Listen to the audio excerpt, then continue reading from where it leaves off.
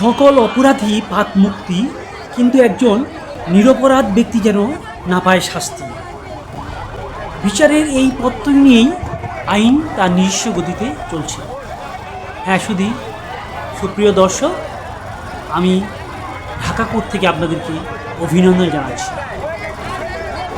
আজকের এই ভিডিওটি ধারণ করার উদ্দেশ্য হচ্ছে, আমি বোঝাতে চাচ্ছি, দেখুন একজন অপরাধ বা নিরপরাধ ব্যক্তি, তারও কিন্তু রয়েছে একটি সমাজ, রয়েছে আপনজন, পরিবার পরিজন।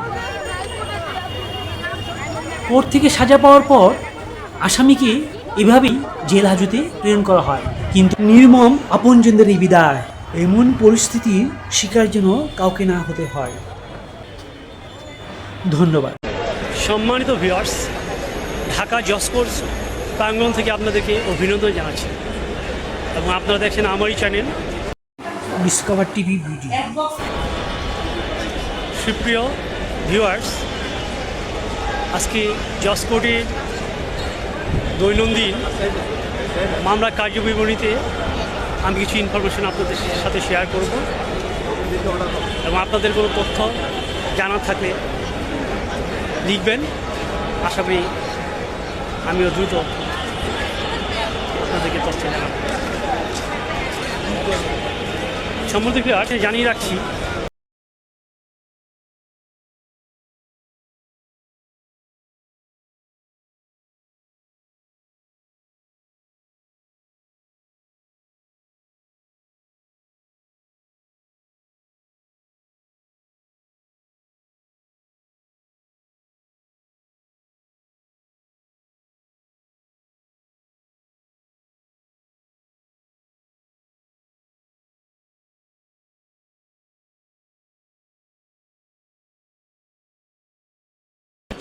সুপ্রিয় দর্শক, এই প্রাঙ্গণে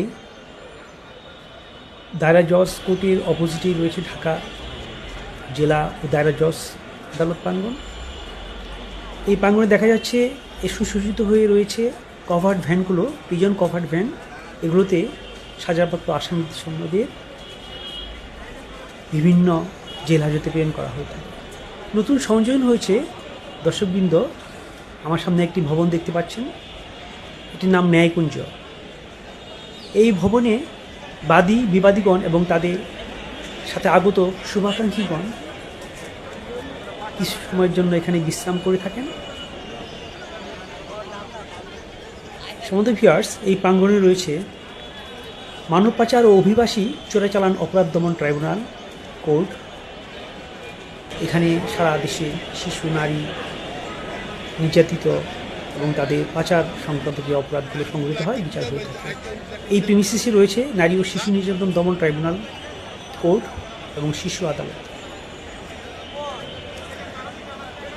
কোর্টে সাধারণত জনগণের শেষ আশ্রয়স্থল বিচারের প্রার্থনা নিয়ে আসে এই ঢাকা কোর্টে। এই কোর্ট থেকে বের হওয়ার পথে এখানে দেখা যাচ্ছে ঢাকা আইনজীবী সমিতি ভবন। এখানে রয়েছে অর্থহীন কোর্ট এই বিল্ডিংয়ে, এবং এই দুটো কোর্টের মাঝখান দিয়ে যাওয়ার জন্য একটা ফুট ওভারব্রিজ রয়েছে, একটি কেন্দ্রীয় মসজিদ রয়েছে এই প্রাঙ্গণে। ধন্যবাদ দর্শক।